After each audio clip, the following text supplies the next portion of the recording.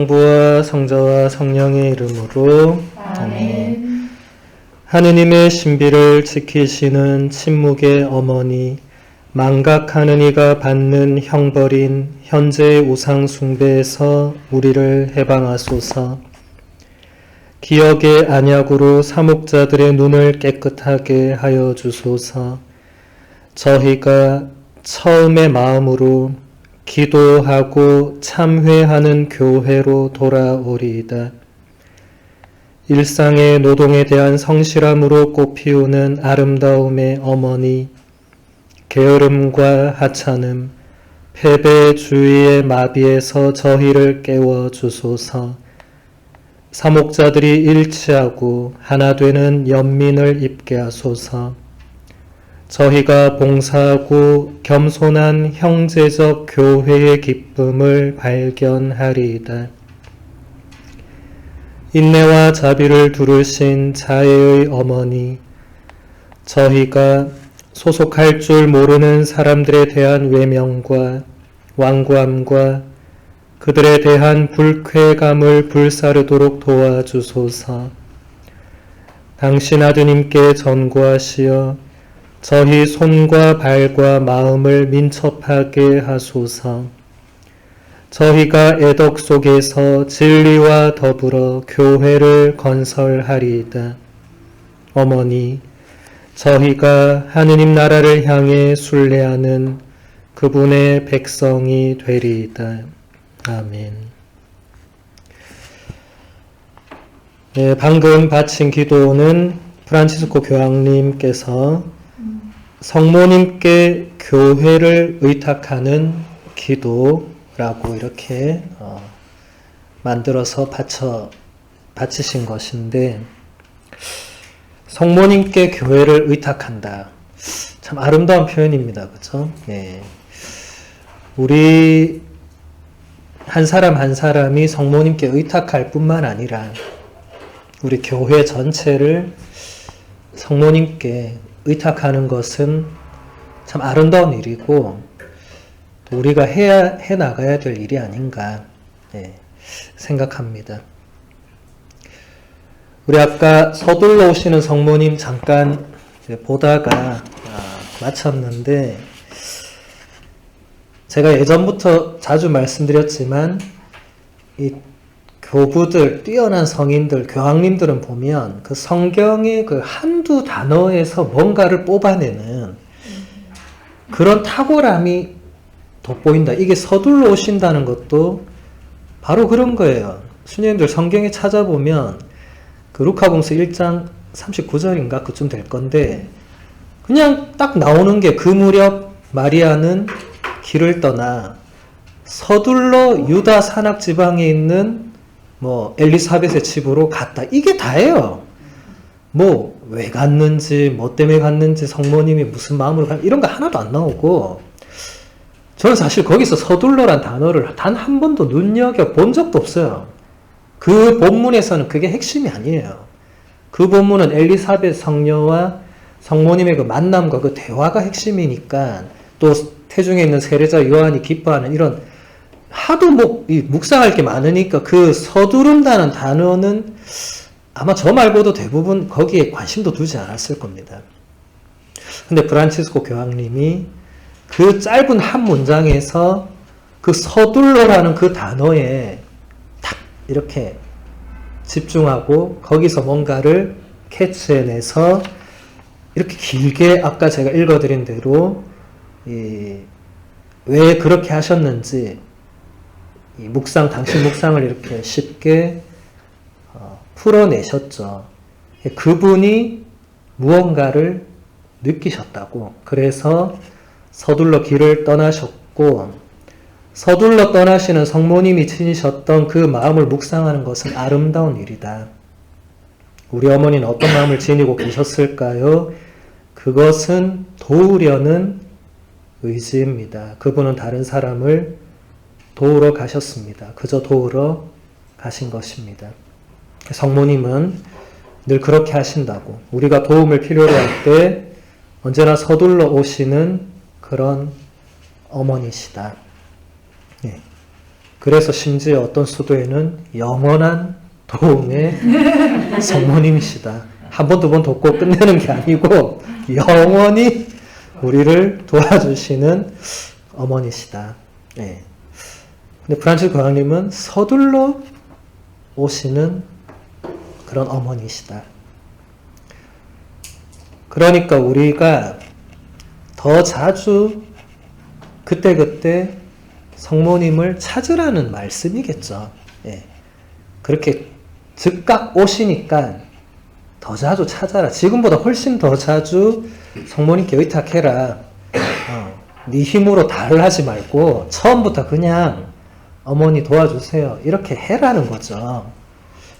참 우리가 보면 뭐 저도 그렇지만 일단 내 힘으로 해보려고 합니다. 이게 나쁜 건 아닌데 어떤 신앙의 여정에서는 이 교황님들이 이렇게 추천하는 것은 처음부터 이렇게 성모님께 도움을 청하고 처음부터 주님께 길을 보여달라 청하고 이런 게 선행되는 게 더 좋다. 내 힘으로 막 이렇게 하는 것도 물론 해야죠. 내 힘으로 아무것도 안 하고 그냥 덜렁 이렇게 가만히 있으면서 성모님 그냥 도와주세요. 이렇게 하는 건 뭐 말도 안 된다는 걸 수행들이 다 아실 거고 항상 우리가 우선순위를 어디에 두느냐 이게 그 중요한 포인트가 아닐까 싶습니다. 예, 서둘러 오신다는 걸 이렇게 뽑아낸 교황님의 어떤 그 감각도 참 놀랍지만 우리가 이제 서둘러 오시는 성모님을 끊임없이 찾고 먼저 의탁하고 우리의 일을 해나가는 게 훨씬 좋다. 아마 그런 말씀인 것 같아요. 그 다음 보면 교황님 이런 말씀을 하십니다. 제2차 바티칸 공의회가 우리로 하여금 교회의 본질을 더 잘 이해하게 하려고 선택한 여러 가지 이미지들 가운데 어머니라는 이미지가 있습니다. 교회는 신앙과 초자연적인 삶 가운데서 우리들의 어머니가 되십니다. 그것은 초세기 교부들이 자주 사용하던 이미지로서 제 생각에도 우리에게 매우 유용한 이미지입니다.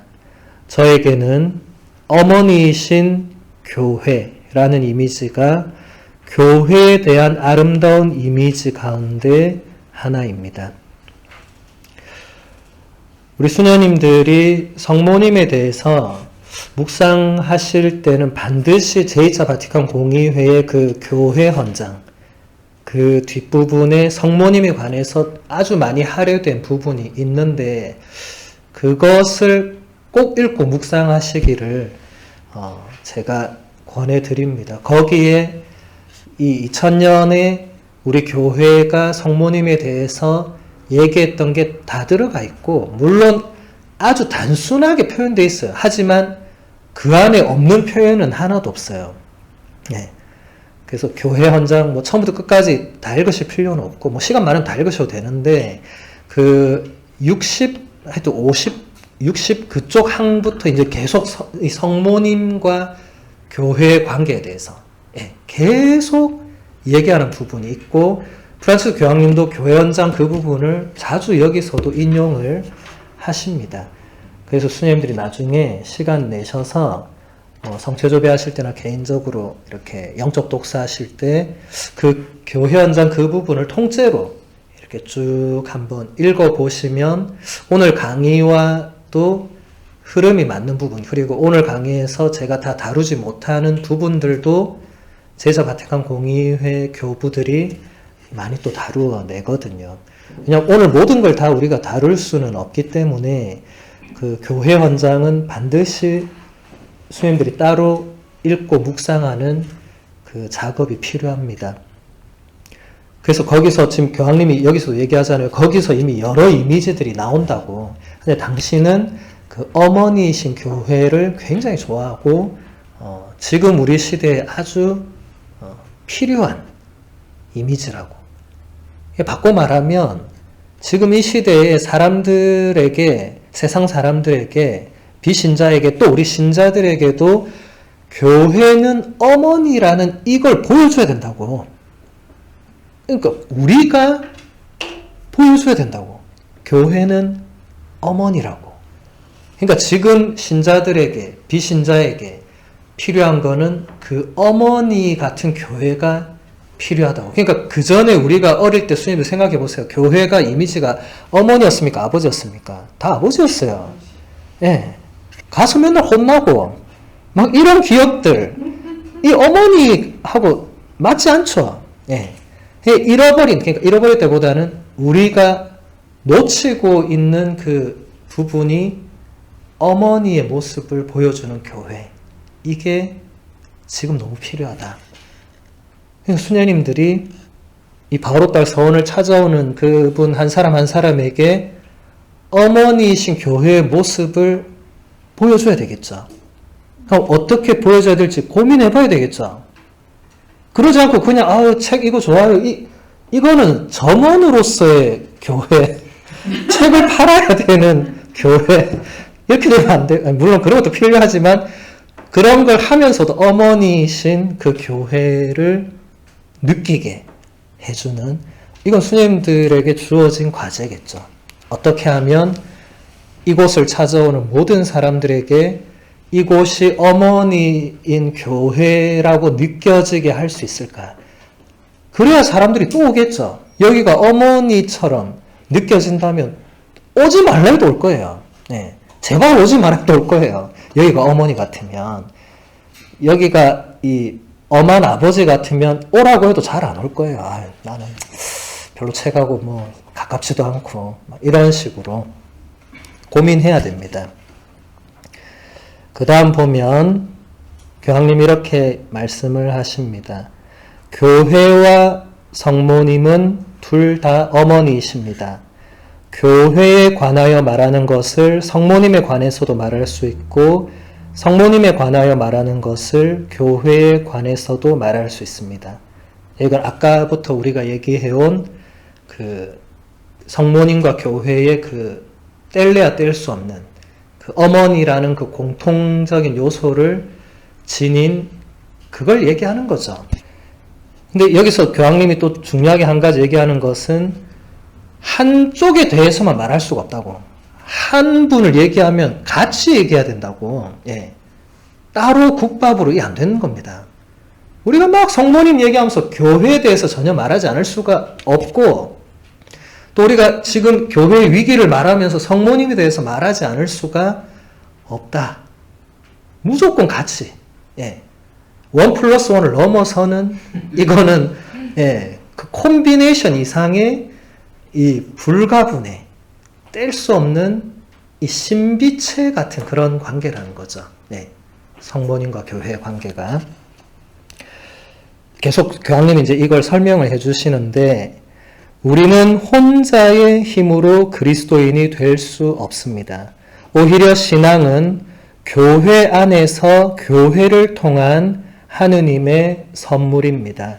그리고 교회는 세례를 통해서 신앙의 삶을 선사합니다.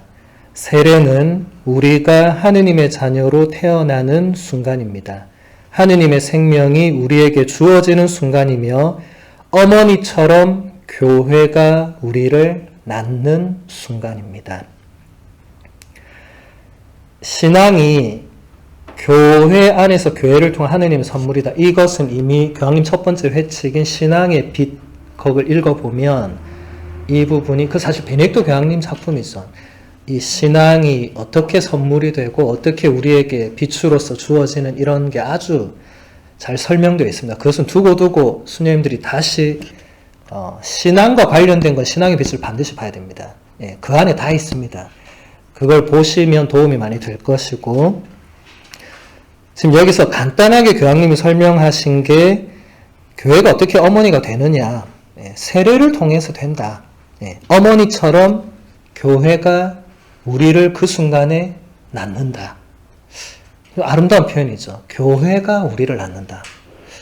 전 이런 표현들이 베네딕토 교황님 제가 설명할 때 그렇지만 이 깊이가 점점 더해가면 이제 어떤 미적인 부분으로 이래 가는 겁니다. 베네딕토 교황님 이 문장이나 이런 표현들도 보면 우리가 잘 모를 때는 어려운데 이제 조금씩 깨달으면 이게 아름다워지는 거예요. 예. 왜냐하면 뭔가를 건드린다는 거예요. 하느님이 최고의 아름다움이잖아요. 그죠? 예. 그러니까 뭔가 아름답다는 건 뭔가 그분에게 가까이 이게 가 있다는 겁니다. 예. 이 뭐 추하고 더러운 것일수록 하느님과 반대되는 쪽에 있겠죠. 그죠? 예. 그러니까 교황님들이 쓰시는 표현들이 뭔가 인위적이거나 이런 게 거의 없거든요. 다 진솔하면서도 뭔가 그 안에 진리를 담고 있으니까 이 표현이 아름다워요. 단순하면서도 아름답습니다. 계속 이 부분을 지금 집중해서 교황님이 설명을 하시는데, 만일 여러분이 라테란 대성당 옆에 있는 세례당에 가서 보면 그 안에 라틴어로 이렇게 쓰인 명문을 보실 수 있습니다. 이 물에 생명을 주는 성령에 의해서 거룩한 민족의 백성이 여기서 태어납니다. 어머니이신 교회는 이 성수를 통하여 우리를 자녀로 삼습니다. 이것은 우리에게 아주 중요한 한 가지 사실을 깨닫게 해줍니다. 우리가 교회의 일원이라는 것은 외형적이고 형식적인 사실이 아니라는 것입니다. 다시 말해서 교회의 일원이 된다는 것은 신청서를 작성하는 일이 아니라 내적이고 실제적인 행위라는 의미입니다. 제가 이 부분을 읽으면서 나도 라테란의 그 세례당에 가봤는데 나는 왜 이걸 못 읽었을까? 그러니까 참 이게 가서 이 보는 눈이 있어야 되는 거야. 누구는 가서 이 아름다운 이 명문을 읽어내고, 저는 가서 막 그림에 도취돼가지고 정말 멋있네 막 이렇게 한 거죠. 저도 그 몇 번 갔거든요. 예.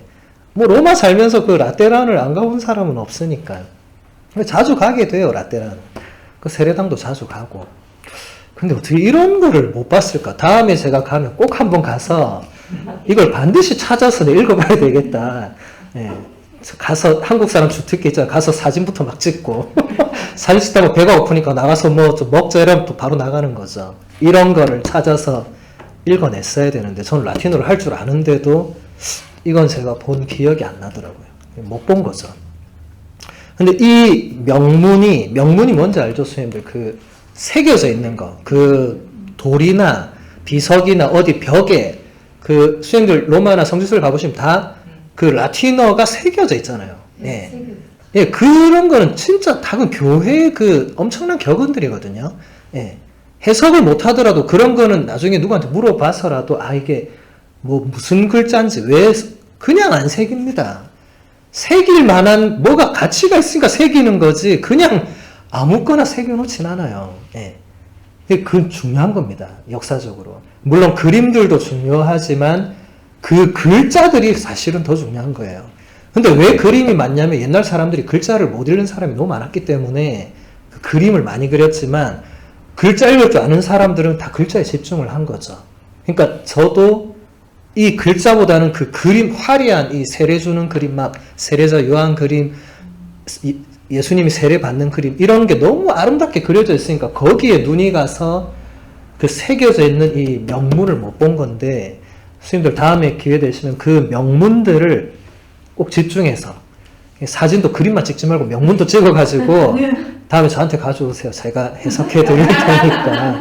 네. 이런 걸 놓치면 안 되는 거예요. 네.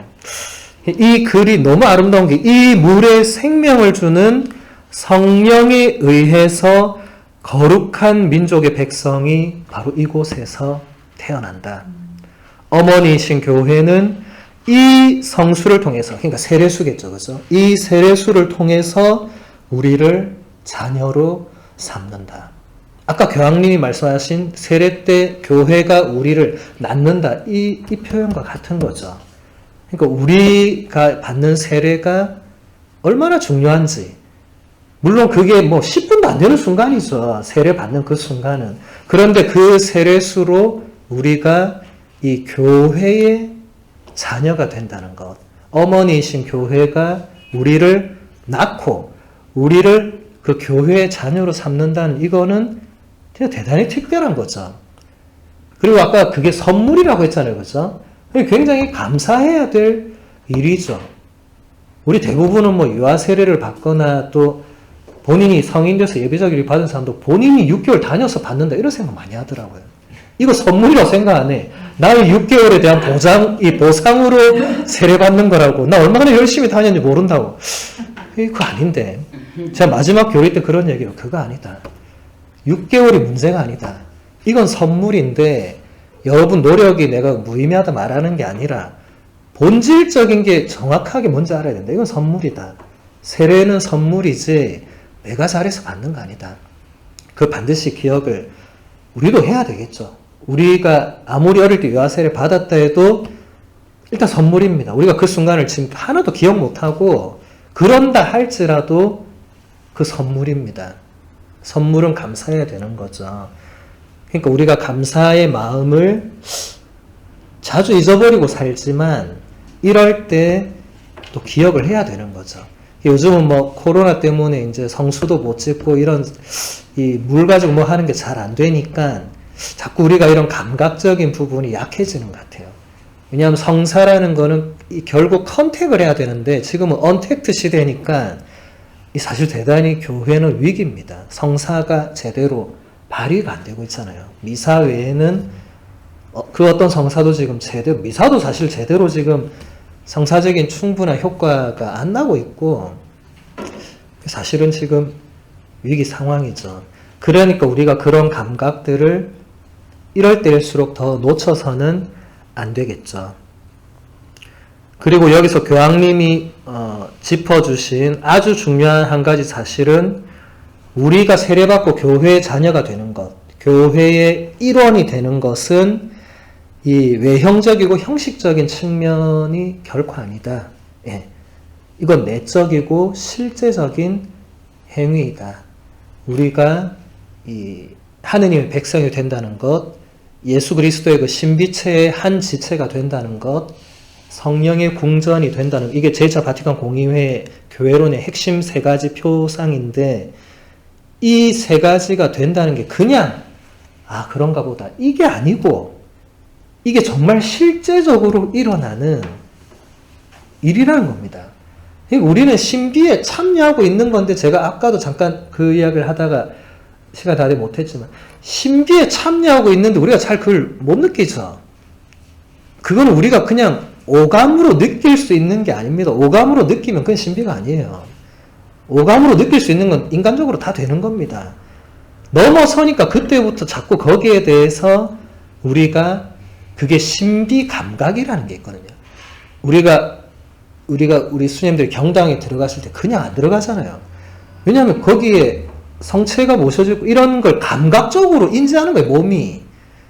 수녀님들 외국 사람들 보면 딱 그런 경당가 바로 무릎 탁 꿇잖아요. 그게 아름답잖아요. 바로 꿇어요, 이분들은. 이 신비에 대한 감각이 어릴 때부터 키워진 거예요. 부모님 때부터 계속 할머니 때부터 그런 모습을 봐온 거죠. 근데 우리는 그런 국가가 아니었기 때문에 그런 감각이 제가 볼 때 우리 많이 떨어져요. 또 동양적인 감각도 아니고 이것은 우리 스스로 키워나갈 수밖에 없는 겁니다. 네. 끊임없이 키워나가야 돼. 남이 어떻게 하는지 보고 이런 게 중요한 게 아니고 내가 얼마나 신비에 열려있고 내가 얼마나 신비에 참여한다는 자아의식을 지니면서 성사에 참여하고 성체조배에 임하고 이런 거는 진짜 개인이 해야만 되는 거죠. 아무도 대신해 줄 수가 없는 거죠. 그렇게 신비에 대한 감각을 수녀님들이 늘 키워나가셔야 됩니다. 아무도 대신 키워줄 수가 없습니다. 그 다음 보면 교회의 초기 몇 세기 동안 이 한 가지는 정말 확실했습니다. 그것은 바로 교회가 그리스도인들의 어머니이면서 그리스도인들을 낳으면서 동시에 그들에 의해서 이루어졌다는 것입니다. 교회는 우리와 다른 그 무엇이 아니라 그리스도인들의 우리로서 모든 믿는 이들로 이루어져 있습니다. 나와 너와 우리 모두가 교회의 한 부분입니다. 그러니까 초세기 신자들의 이 교회론이 대단히 단순했지만 가장 핵심적인 걸 지금 짚어내고 있죠. 예. 교회가 그리스도인들의 어머니라고 그 사람들이 의식을 하고 있었단 말이죠. 그러니까 교회가 우리 그리스도인을 낳는다. 아까 세례를 통해서. 예. 고대 그리스도인들 세례받는 걸 굉장히 열망했던 사람들입니다. 고대 교리교육은 3년 정도의 시간을 걸쳐야 했어요. 예. 지금과 다르게 세례받지 않은 사람은 성전 안을 들어갈 수가 없었어요. 미사를 참여할 수가 없었어요. 얼마나 갈망이 컸겠어요. 들어가보고 싶어서 얼마나 갈망이 있겠어요. 못 들어갔습니다. 왜? 라테란 대성전 옆에 세례당이 있었겠어요. 세례받기 전까지 못 들어가니까. 예.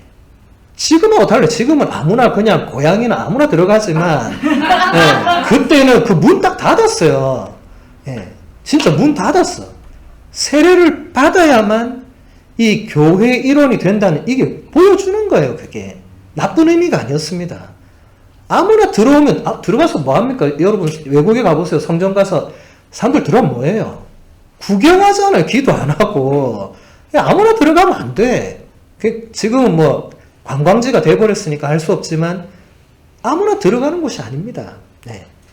그런 갈망이 있었기 때문에 이 교회가 우리를 낳는다는 이런 감각이 고대 그리스도인들은 철저하게 있었던 거예요. 네.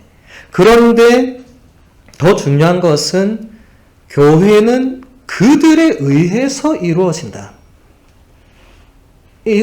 우리가 지금 교회를 그 다음에 보면 교회는 교황님도 이 부분을 집중하는 게 교회는 우리와 다른 그 무엇이 아니다. 우리가 자꾸 교회를 얘기하면 뭔가 주체 객체로 갈라놓는 느낌이 들어요. 나는 교회는 아닌데 교회를 위해서 내가 뭘 해야 되고 이런 느낌을 가질 수 있는데 이거 위험한 거죠. 교황님 바로 얘기한 거예요. 우리와 다른 나와 다른 뭐 어떤 그 존재하는 이게 교회가 아니다. 우리 모두가 교회의 한 부분이 되는 거죠. 네. 그러니까 교회에 대한 감각, 그걸 아까 교황님이 교회와 나와의 관계를 자꾸 돌아보라고 하시는 게 우리가 교회라는 이익이 없으면 교회는 맨날 뭐라고 하죠? 실체도 없는 맨날 교회를 위해서 기도하고 교회를 위해서 뭘 하는데 실체가 없어지는 거예요. 내가 거기에 뭔가 온전히 들어가 있고 내가 온전히 그 교회라는 자아의식이 없으면 맨날 교회를 위해서 내가 뭘 해도 이게 교회를 위하는 게 뭔지를 모르는 거예요. 네. 그러니까 교회라는 그 개념이 그냥 수행들 한번 잘 생각해보세요. 교회를 내가 어떻게 생각하고 나는 진짜 교회를 위해서 뭘 하려고 하고 지금 우리가 하고 있는 이 사도직이 교회를 위해서 도대체 어떤 열매를 맺으려고 끊임없이 교회를 생각해야만 이게 제대로 길을 가는 거지. 수녀님들의 사도직이 교회를 떼놓고 도대체 뭘 할 수 있겠습니까? 교회 없이 야곱 알베리온의 복자께서 교회 없이 그냥 매스컴으로 사도직해라 이렇게 했겠어요? 절대 그럴 수 없죠. 교회 없이는 아무것도 할 수 없죠. 다 교회를 위해서 하는 건데 그럼 교회를 위한 게 도대체 뭐냐? 이 고민해야 됩니다. 네. 그냥 교회를 위해서 이게 안 되는 거예요. 자꾸 우리가 그러니까 아까 저는 교황님이 말씀하신 이게 정말 중요하다고 생각한 게 끊임없이 교회와 나와의 관계에 대해서 생각하다 보면 내가 교회하고 제3자, 제3인칭 관찰자 시점인지 아니면 내가 제1인칭 주인공 시점인지를 보게 되겠죠. 네. 내가 만약 제3인칭이면 자꾸 1인칭으로 갈 수 있도록 교회는 뭐가 허구나 뭐 눈에 보이지 않는 그냥 어떤 실체 이런 게 아니고 구체적인 것입니다. 지금 우리가 교회를 이루고 있잖아요. 네. 이 좋은 날씨에 나가서 놀아야 되는데 지금 이 안에서 이러고 있잖아요. 그죠? 네. 이 교회를 이루는 중요한 순간이죠. 뭐 우리가 나가 논다 해도 교회를 이룰 수 있지만 네. 우리가 지금 함께 모여서 지금 교회에 대해서 교회 안에서 교회를 위해서 뭔가를 하고 있는 거잖아요. 이것도 대단히 아름다운 일이죠. 그래서 저도 항상 이렇게 한 걸음에 달려오는 것입니다. 예, 쉬고 싶은 유혹도 크지만 뭔가 교회를 위한 이게 뭔가 작은 이게 일이란 걸 저도 의식을 하니까 오게 되는 거죠. 교황님은 또 이렇게 말씀하십니다. 만일 여러분이 하느님은 믿고 교회는 믿지 않는다고 말한다면 여러분이 스스로를 믿지 않는다고 말하는 것과도 같습니다. 교회는 우리들입니다. 우리가 모두 새로운 그리스도인들의 탄생을 위해서 믿음을 가르치도록 또 복음을 선포하도록 부르심을 받았습니다. 우리는 모두 그리스도의 빛이 땅 끝까지 가 닿도록 교회의 모성에 참여해야 합니다. 수녀님들이 그럴 리는 없겠지만 유럽에 이런 신자들이 많거든요. 나는 하느님을 믿고 예수 그리스도도 믿고 성령님은 믿지만 난 교회는 믿지 않는다. 실제로 이런 사람 많습니다. 교황님이 그냥 허구를 예로 들겠어요. 구체적입니다, 이거는. 네. 근데 그건 있을 수 없다는 거죠. 나 혼자 하느님을 그냥 믿고 산다. 이거는 있을 수 없는 겁니다. 예수님은 단 한 번도 그렇게 믿으라고 가르친 적이 없습니다. 우리 교회가 공식적으로 채택한 두 가지 신앙 고백문은 둘 다 교회를 믿는다는 문구가 있어요. 수님들 그 신앙 고백문들이 그냥 생긴 거 아닙니다, 그거. 그리고 신앙 고백문들은 영원히 없어지지 않을 겁니다. 우리는 마지막까지 교회를 믿는 사람들입니다. 그러니까 교회도 믿음의 대상입니다. 물론 하느님처럼 믿는 건 아니겠지만 우린 교회를 믿어요. 우리는 교회를 믿지 않고 이런 사도직을 할 수 없습니다. 네. 이게 교회를 믿는다는 거 스님들이 오늘 한번 잘 생각해 보시면 좋겠어요. 네. 우리는 거룩한 교회를 믿고 사도로부터 이어오는 교회를 믿고 하나인 교회를 믿고 또 보편된 교회를 믿습니다. 네. 그냥 고백하는 거 아닙니다. 우리는 이 교회의 네 가지 특성의 교회를 믿습니다. 네. 이 아름다운 고백인데 그 의미를 우리가 찾아 나가야 되는 거죠. 지금 교황님이 이제 그런 부분을 자꾸 지금 집중해서 얘기를 하는 겁니다. 그러니까 하느님에 대한 믿음에서 예수 그리스도에 대한 우리의 믿음에서 교회를 떼놓고는 생각할 수 없다. 근데 많은 사람이 그런 오류를 범하죠. 아무렇지 않게. 예. 그러면 그런 분들에게 하느님은 믿음의 대상이 아닙니다, 사실은. 그냥 자기가 생각하는 어떤 개인적인 영역이지 예수 그리스도는 그냥 소크라테스 같은 위인의 한 명이지 사실 믿음의 대상이 아니에요. 교회를 믿지 않고 교회에 속하지 않고 하느님을 믿는다는 것은 말이 안 되는 겁니다. 그들이 그렇게 생각할지라도 그건 사실이 아니죠.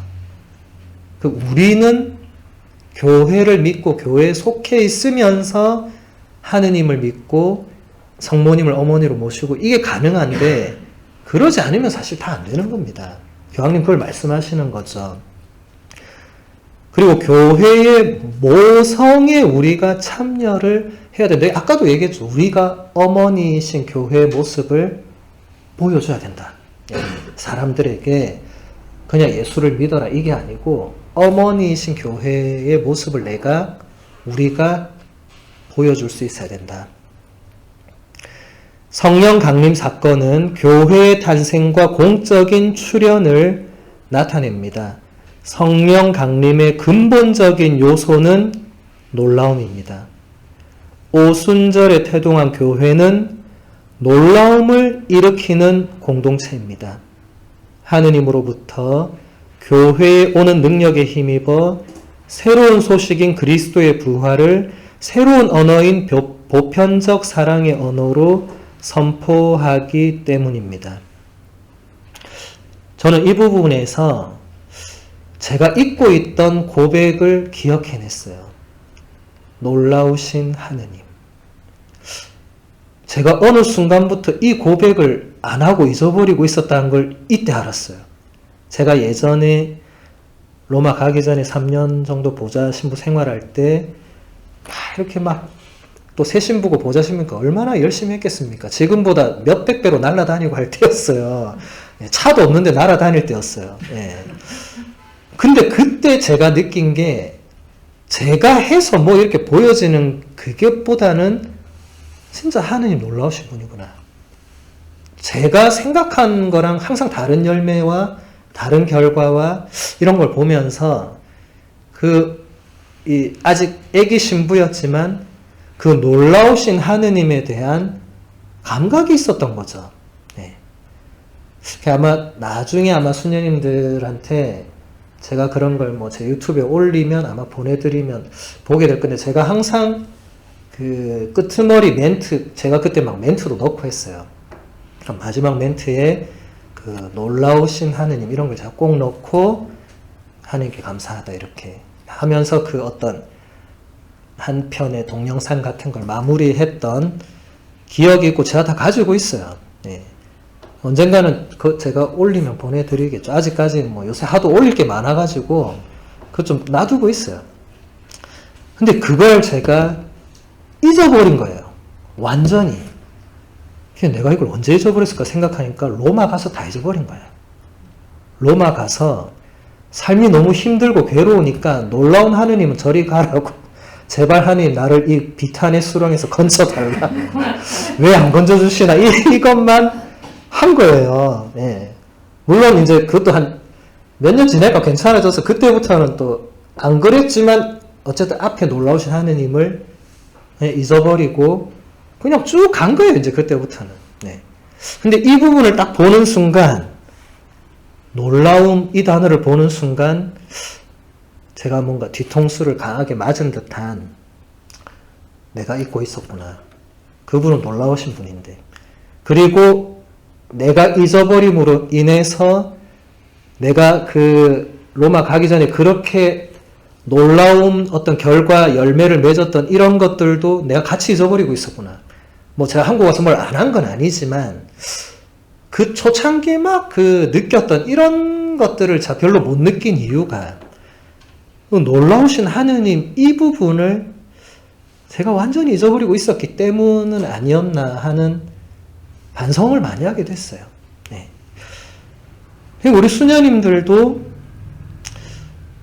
우리가 매일 똑같이 뭔가 돌아가면 그게 다람쥐 쳇바퀴 굴린다 그러죠. 그죠? 물론 일상은 똑같이 돌아갈 수밖에 없습니다. 그런데 복음은 늘 새롭다고 교황님들이 얘기하잖아요. 복음은 항상 새롭다고. 새롭다는 건 그 안에 놀라운 요소가 있다는 거죠. 그렇지 않습니까? 복음이 우리를 놀랍게 하지 않으면 우리가 이때까지 왜 복음 붙들고 살겠어요?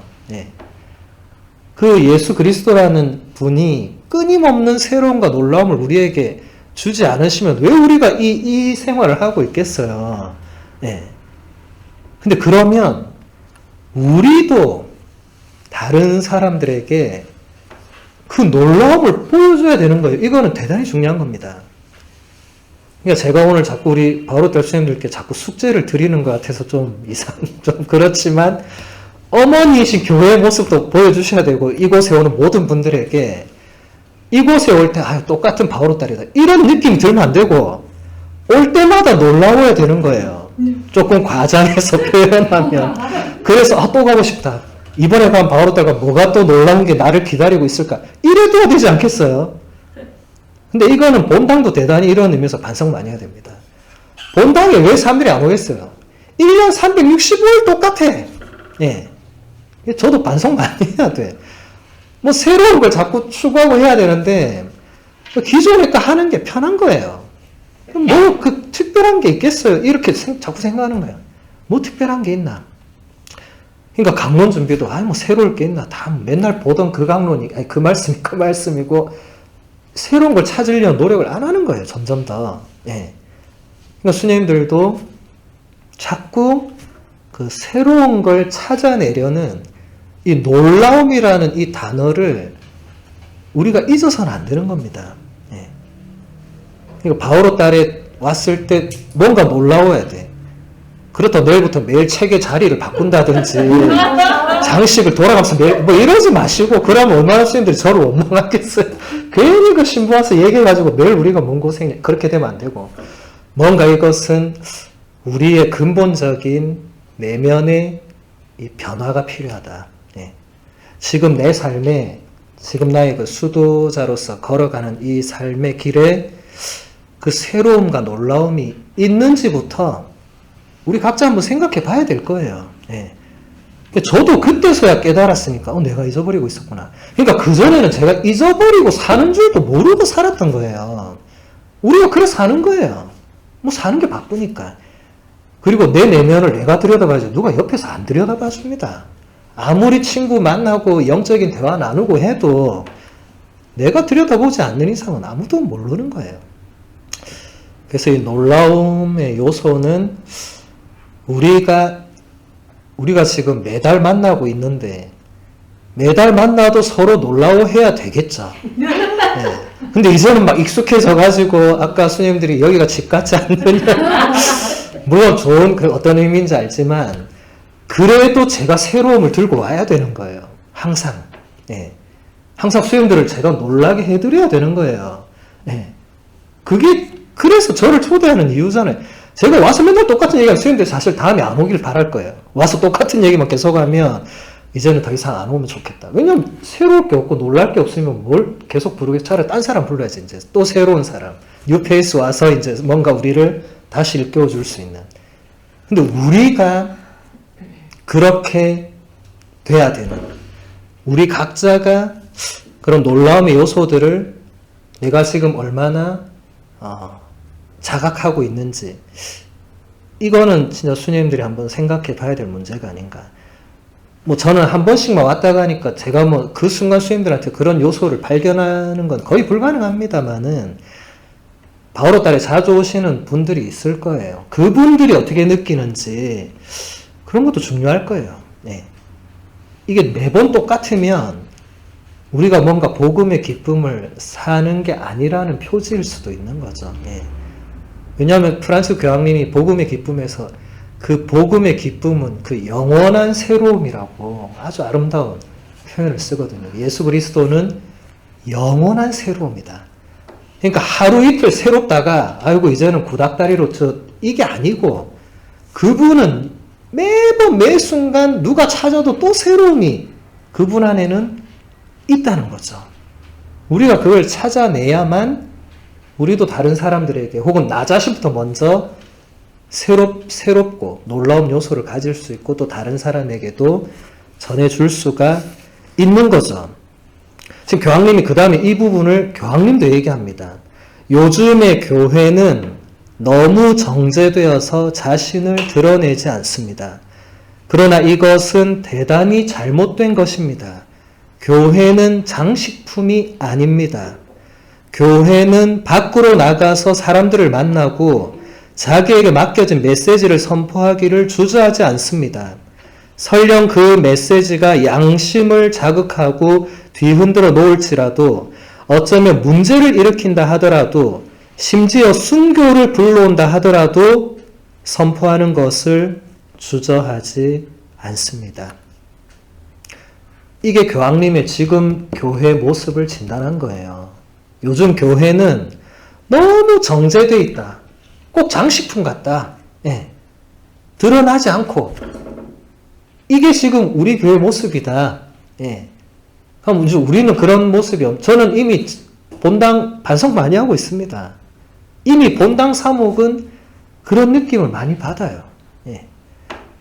제가 아직 그걸 뭐 바꾸고 변화시킬 뭐 힘이 있는 위치도 아니고 그러니까 지금 가만히 있지만 근데 설령 제가 그런 위치에 있다 하더라도 뭐 하루아침에 또 다 바꿀 수도 없는 거지만 교회가 지금 이렇게 계속 그냥 가만히 이대로 가면 안 된다는 건 누구나 다 느끼고 있을 거예요. 네. 뭔가 교황님이 계속 처음부터 얘기한 게 뭐였습니까? 밖으로 나가는 교회. 이 얘기를 끊임없이 하시거든요. 가만히 있지 말라고. 거기 그냥 가만히 머물러 있지 말라고. 그저 그런 교회가 되지 말라고. 역동적인 교회 모습을 보여달라고 끊임없이 얘기하면서 가장 역동적으로 차고 나가시고 있죠. 우리가 못 따라가서 문제지 저분처럼 저렇게 차고 나가는 교황님이 뭐 있었겠습니까? 물론 뭐 앞에 교황님들도 다 끌어나가셨지만 저렇게 프란치스코라는 이름으로 진짜 프란치스코 성인의 모습으로 저렇게 역동적인 모습을 보여주시는 지금 8년 동안 한결같이 저렇게 하시잖아요. 예. 저분이 우리 나이로 치면 이제 거의 80 중반 넘어간 할아버지 중에 할아버지입니다. 예. 지금 양로원에서 조용히 TV 보고 계셔도 됩니다. 근데도, 예, 그렇게 안 하시잖아요. 전 저분 자체가 메시지라고 생각합니다. 저분 자체가 매일 우리에게 메시지를 주지만 그냥 저분 자체가 메시지예요. 우리는 반성 많이 해야 돼. 우리 아무도 지금 80 넘게 안 살았고, 우리는 지금 더 저분보다 역동적으로 뭐 해야 되는데, 아이고, 나는 뭐 요 정도만 하지 뭐. 우리 대부분 그렇게 살고 있는지도 모르죠. 이건 끊임없이 우리 자신에 대한 반성과 우리 함께 나누는 어떤 고민과 쇄신이 대단히 필요하다. 특히 지금처럼 바오로 딸도 이 건물 자체를 우리가 버릴 수 없잖아요, 이거. 예. 이 건물 놔두고 계속 나갈 수도 없는 거고, 그 고민을 해야 되는 거죠. 이런 게 어떤 의미로 우리 사도직에 이게 어떻게 하라는 것인가. 이거는 수님들이 같이 공동으로 토론도 해보고 해야 되는 거죠. 그렇다고 뭐 또 여기 가만히 그냥 있기만 한다고 해서 이제 사람들 아무도 안 오면 아이고 이제 사람들 안 오니까 문 닫아야겠네. 이런 게 아니잖아요. 네. 끊임없이 우리는 이 복음의 메시지를 선포하기 위해서 고민해야 되고 주저하지 않아야 되고 이 같이 저도 지금은 어렵지만 같이 계속 이런 얘기들을 해 나가야 되는 거죠. 그 다음 보면 교회는 세상을 끌어안지만 붙들지는 않습니다. 대신 자유롭게 놓아줍니다.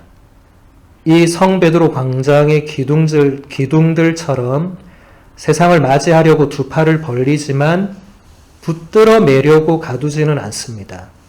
우리 그리스도인들은 자유롭습니다. 교회 또한 우리가 자유롭기를 원합니다. 교회와 세상의 관계를 교황님이 지금 설명해 주시는데 굉장히 아름다운 표현이죠. 교회는 세상을 끌어안는다. 진짜 아름다운 표현이에요. 그런데 그 세상을 붙들지는 않는다. 이거 진짜 우리 생각 많이 해야 돼. 이 굉장히 은유적인 표현이잖아요. 예. 세상을 끌어안, 수녀님들이 지금 바오로딸 서원에 비신자가 왔다고 생각해 보세요. 그 사람을 끌어안아야 되는 거예요.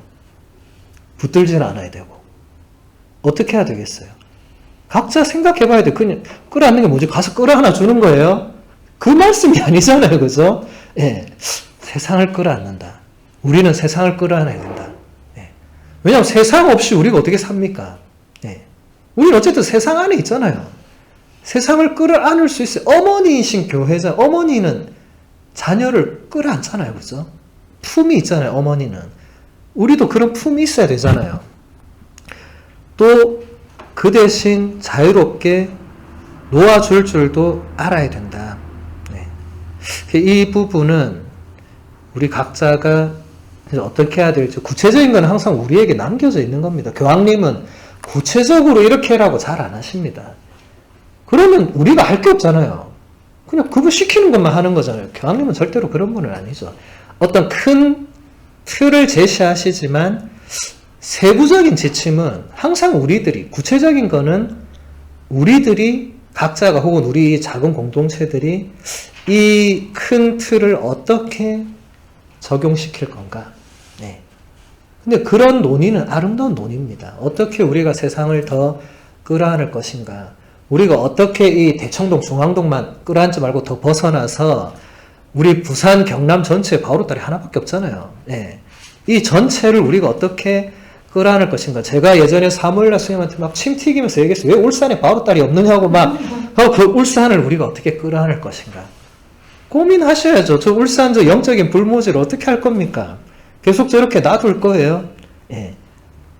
우리 더 이상 우리는 수도자가 없습니다. 그럼 끝나는 거예요. 그럼 울산은 그냥 저렇게 버려도 되는 거예요. 안 되잖아요. 예.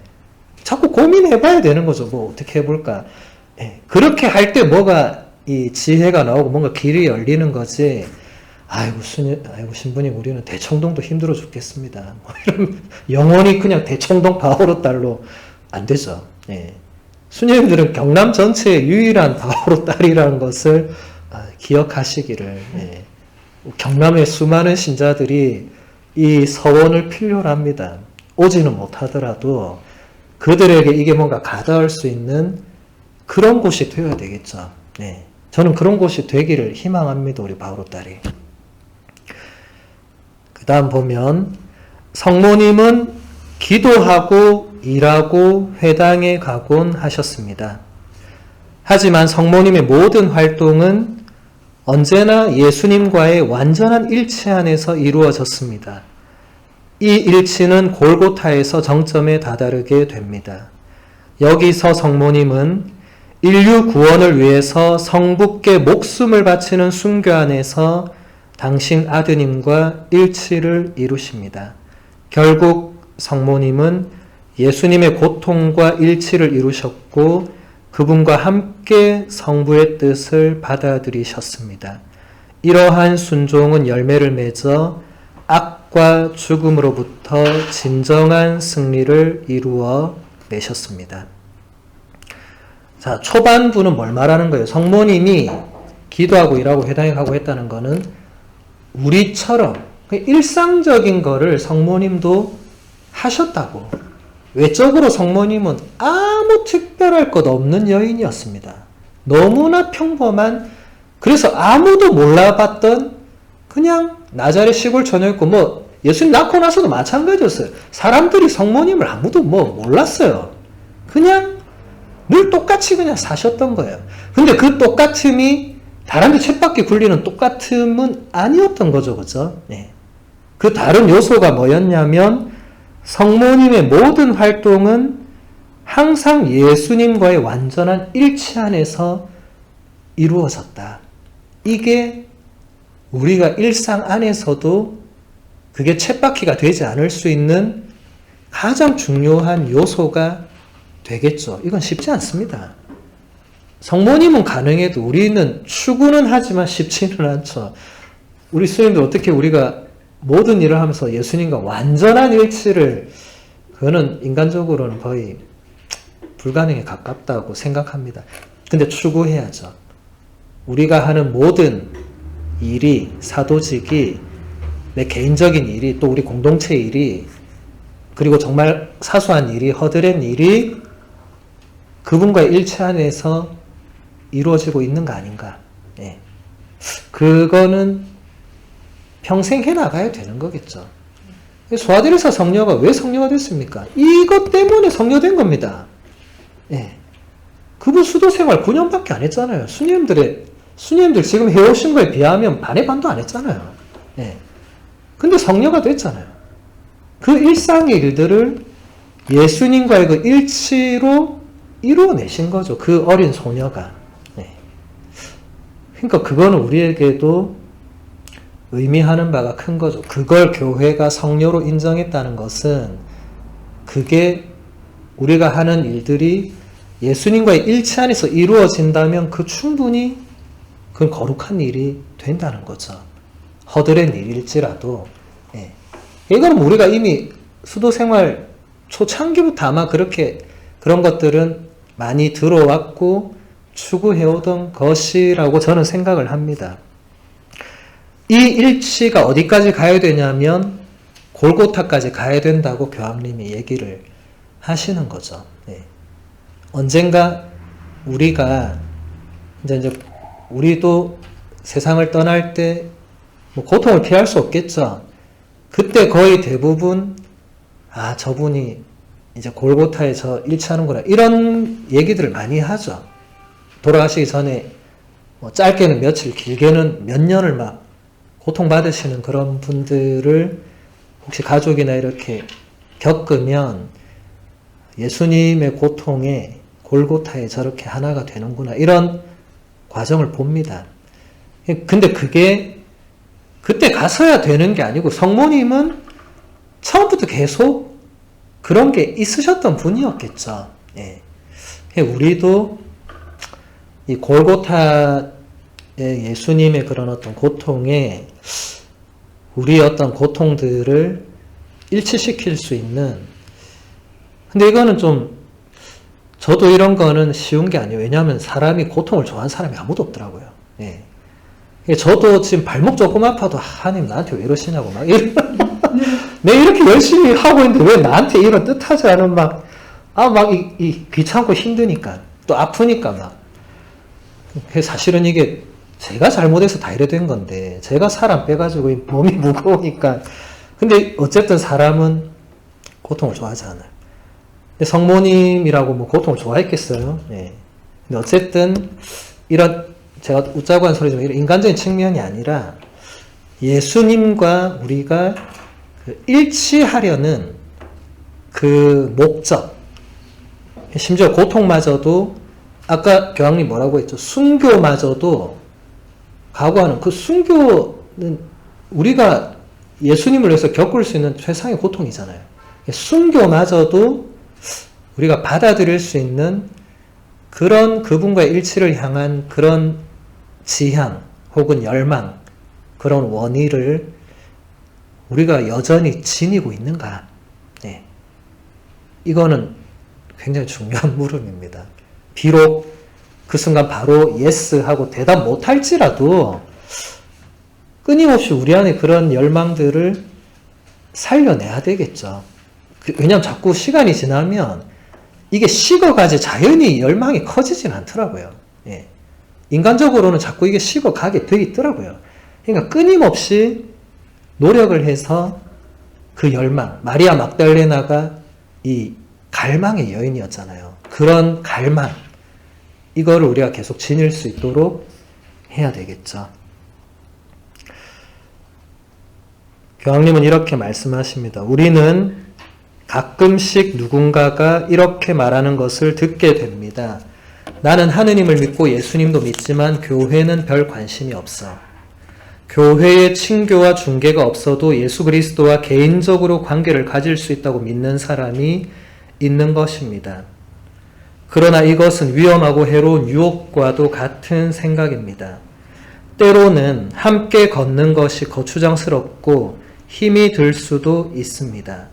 몇몇 형제나 자매가 문제를 일으키거나 추문에 휩싸일 수도 있습니다. 하지만 주님께서는 당신 구원의 소식을 사람들에게, 우리 모두에게, 증인들에게 맡기셨습니다. 그리고 그 구원의 소식은 우리 형제 자매들 안에서 그들의 재능과 그들의 한계와 함께 있으며 그 안에서 그 소식을 만나고 깨닫게 됩니다. 바로 이것이 교회에 속한다는 의미입니다. 명심하십시오. 그리스도인은 교회에 속해야 합니다. 앞부분은 제가 아까 설명한 거니까 넘어가고, 이 중간에 굉장히 중요한 통찰이 하나 나오는데, 우리가 구원의 소식을 전해야 되는데 이게 하늘에서 뚝 떨어져서 그냥 막 독자적인 이 달란트를 가지고 이런 게 아니고, 물론 수녀님들의 아버지인 성 바오로 사도는 그런 분이셨지만 그분은 완전히 좀 예외로 치고 대체적으로 그게 아니고, 지금 교황님 뭐라고 하시죠? 그 구원의 소식은 우리들에게 맡겨져 있고 우리 형제 자매들, 그러니까 수녀님들 우리 자매들 안에 우리 각자의 재능과 한계 그 안에 함께 있고 그 안에서 구원의 소식을 우리가 만나고 깨닫게 된다. 예. 이 같이 가는 거라고. 앞에 뭐라고 했어요? 때로는 우리가 함께 가는 것이 거추장스럽고 힘이 들 수도 있고 몇몇 형제나 자매가 문제를 일으키거나 추문에 휩싸일 수도 있지만 그럼에도 불구하고 그들과 같이 가야 된다. 네.